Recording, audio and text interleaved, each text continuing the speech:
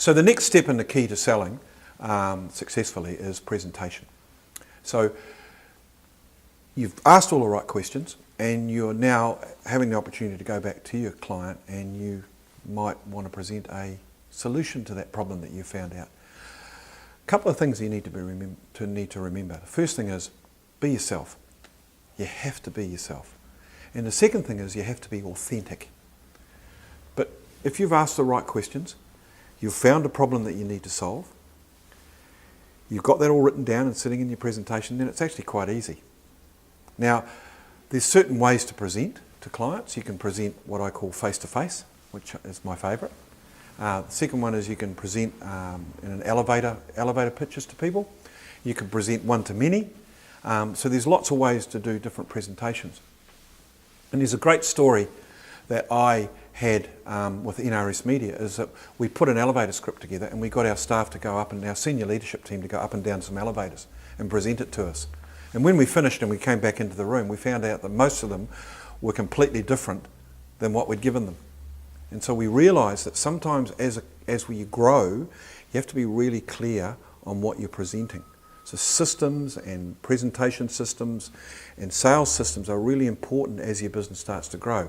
And I think that's what we realised when we were presenting our product to our clients.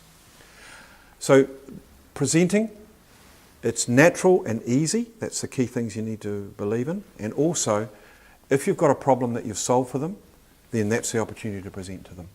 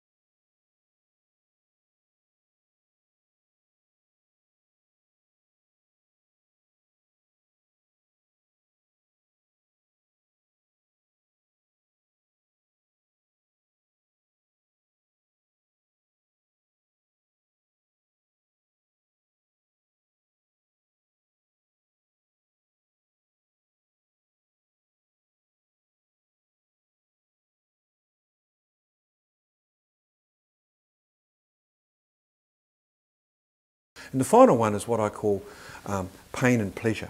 Now, pain and pleasure is simply if you don't buy my product or service, this is what may happen to your business. Or even realising that people are motivated by moving away from something, so pain, and moving towards a result. Because often is if you can show that you've identified a problem and you have a solution, and by using that solution they can get a result, that will certainly help you. So those are the motivations that sometimes come into play and are always in play often when you're negotiating.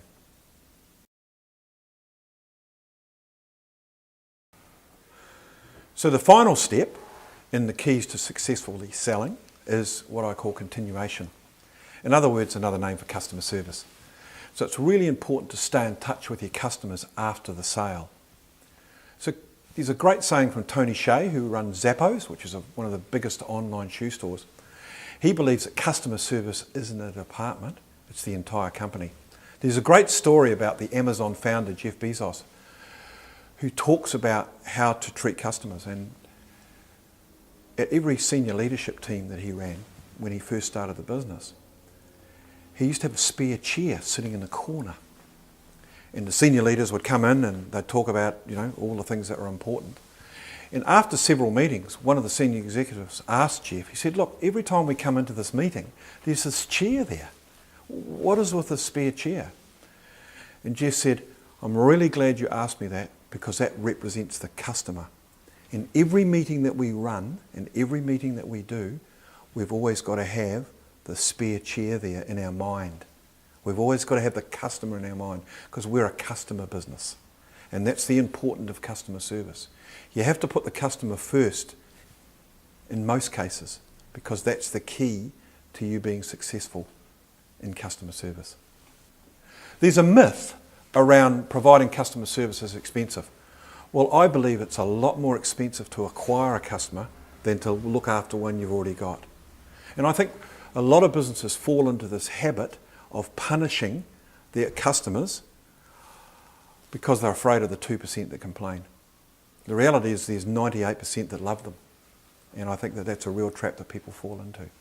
And you've also got to remember that people genuinely remember good service long after the price is paid. And so if you have a customer mindset around service, it's really, really critical. And I always encourage my salespeople and the companies that I work with that do things a little differently.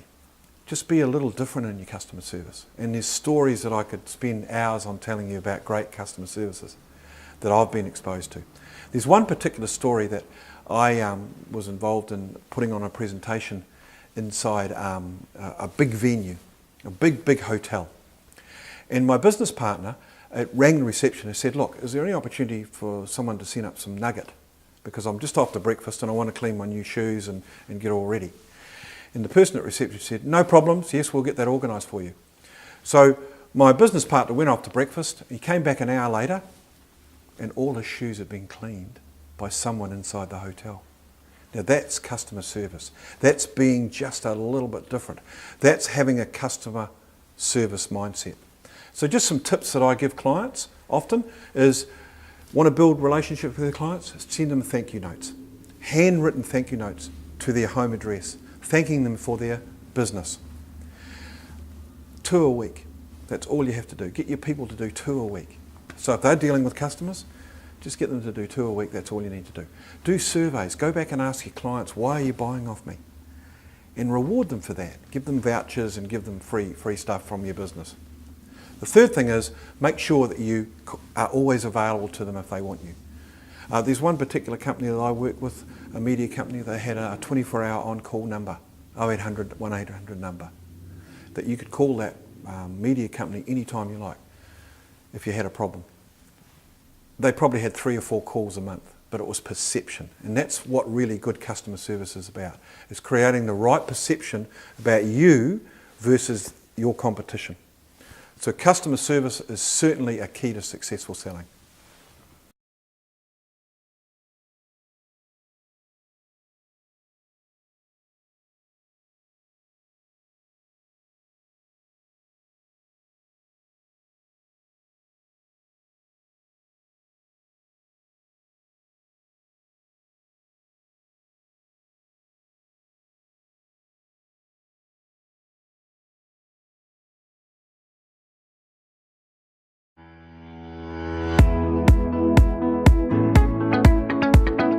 Hi, I'm Mike Brunel. My partners and I built a global sales company that specialised in helping media companies sell more advertising to their advertisers. We started off with small beginnings with a rented desk in one of my business owners' premises, and we built a company right across the globe with pretty close to 200 staff. Our products and services, we generated 300 million a year on average over the last 10 years, and our products were sold in 23 countries in 11 languages. And we had great staff and great people that took our vision to the world, and we ended up having offices in Sydney, London, Atlanta, Toronto and Cape Town, and even Bogota in South America. We ended up selling the company in 2014, and over the last year or so I've just been sharing my experiences with customers and people that want to learn more about sales, because I think we all have challenges around selling, and we all have challenges around business. And part of my expertise is I like to add value to clients in all aspects of selling, not just sales skills, more of a holistic approach to selling, and really getting alignment and clarity for our clients that really know who they're selling to, why they're selling that product, what it is they're selling and why they're selling. So I certainly work with small, medium, entrepreneurial and startup companies that are new to sales, executives that need support and really need to get alignment and developing their new business, and business owners that really aren't confident around selling.